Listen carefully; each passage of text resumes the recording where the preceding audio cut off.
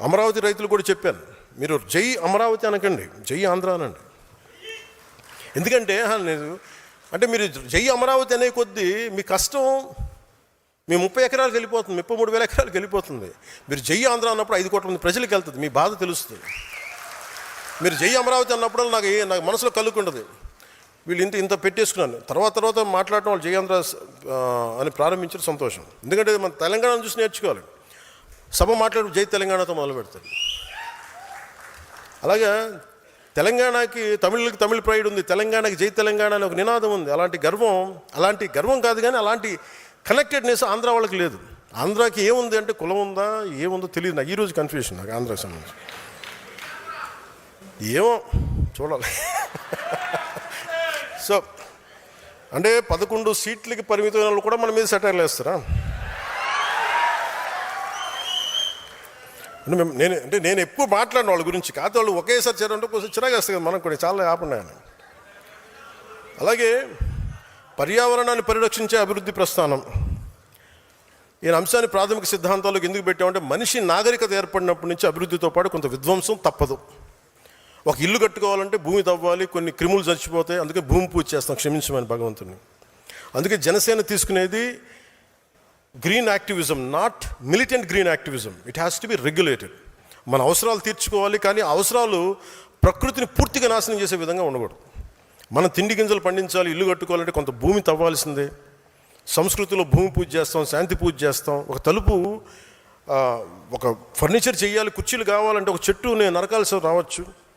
మనం కూర్చుని హాల్ నిర్మించాలంటే కొంత ప్రకృతి విధ్వంసం తప్పదు. మనం వాడుతున్న ప్లాస్టిక్, నీళ్లు తాగే బాటిల్స్, ఇవన్నీ కూడా కొంత ప్రకృతి వనరుల దోపిడీ ద్వారానే వస్తాయి.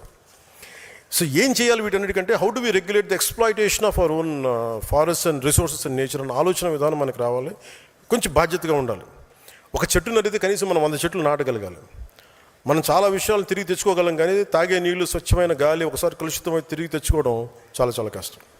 And I want to be very conscious about nature. పర్యావరణ విషయంలో మనందరం చాలా జాగ్రత్తగా మనం చేయగలిగేది మనం ఖచ్చితంగా చేద్దాం.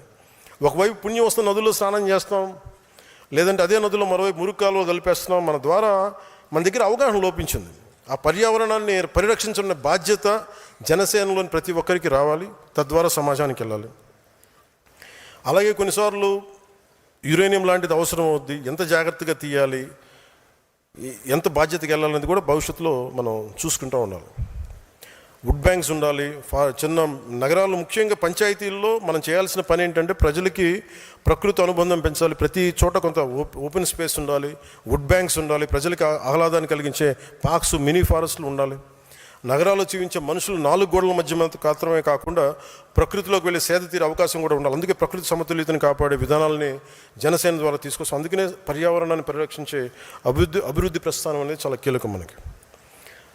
సో అవినీతి పైన రాజీ లేని పోరాటం చివరిది. మన దేశంలో అవినీతిని పూర్తిగా అంతం చేయడం అనేది ఇప్పటికీ సాధ్యం కాదు. ఇందాక సోదరి కర్ణాటక నుంచి వచ్చి మాట్లాడుతుంటే అవినీతి పైన రాజీ లేని పోరాటం చేయగలం, అంతేగా నిర్మూలిస్తాం సంపూర్తిగా అంటే ఎందుకు? మనం పోరాటమే చేయగలం, ఒక నియంత్రించడానికి పని చేయగలం తప్ప పూర్తిగా తీసేయడం కుదరదు. అంటే problem is issue in the human being. అంటే ప్రజలు ప్రభుత్వ కార్యాలయాలకు వెళ్తే లంచం లేకుండా పని జరగాలి. ఒక యువకుడు ఉద్యోగం కోసం డబ్బులు పెట్టాల్సిన పరిస్థితి ఉండకూడదు. ఒక కాంట్రాక్టర్ నాణ్యమైన పని చేయాలంటే రాజకీయ నాయకులు కమిషన్ ఇవ్వాల్సిన పరిస్థితి ఉండకూడదు. నేను బాధ్యతలు స్వీకరించిన వెంటనే నా కార్యాలయంలో పిఆర్ ఆర్డీ తీసుకున్న తర్వాత కార్యాలయంలో పనిచేసే సిబ్బందికి అవినీతిగా దూరంగా ఉండే చర్యలు తీసుకున్నాం. పంచాయతీరాజ్ శాఖలో గతంలో ప్రతి రేట్ కార్డు ఉండేది ప్రతి ఉద్యోగానికి. అసలు 10,000 మందికి ఒకేసారి ప్రమోషన్ ఇచ్చాం. దానికి పాపం గత ప్రభుత్వ పాలకులు చాలా బాధపడిపోయారు, చాలా డబ్బు పోయింది వాళ్ళకి. సో అలాగే ఉదాహరణకి అంటే ఎంత డీప్గా ఉంటుంది అంటే సివిల్ సప్లైస్ మినిస్టర్ మీకు ప్రజలకు కూడా తెలియజేయాలి ఇది ఈ సందర్భంగా. ఉదాహరణకి పేదల కడుపు నింపేందుకు ప్రభుత్వం పీడిఎస్ ద్వారా రేషన్ బియ్యం అందిస్తుంది. దానిని అక్రమంగా విదేశాలకు తరలించే పరిస్థితులు ఉన్నాయి.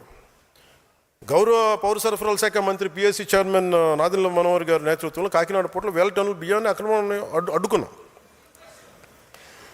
ఎలా ఉంటుందంటే ఎవరు అంటే చెట్టు ముందా విత్తు ముందా అన్నట్టుగా ఎవరు తప్పు దీంట్లో అంటే స్మగ్లర్లదా, రైస్ స్మగ్లర్దా, మిల్లర్లదా అనుకుంటే మీకు తెలియజేస్తాను. పబ్లిక్ డిస్ట్రిబ్యూషన్ సిస్టంలో మినిమం సపోర్ట్ ప్రైస్, ఒక కనీస మద్దతు ధర 1 కేజీకి ప్రభుత్వం 24 రూపాయల పైసలకి ఇచ్చి కొంటుంది.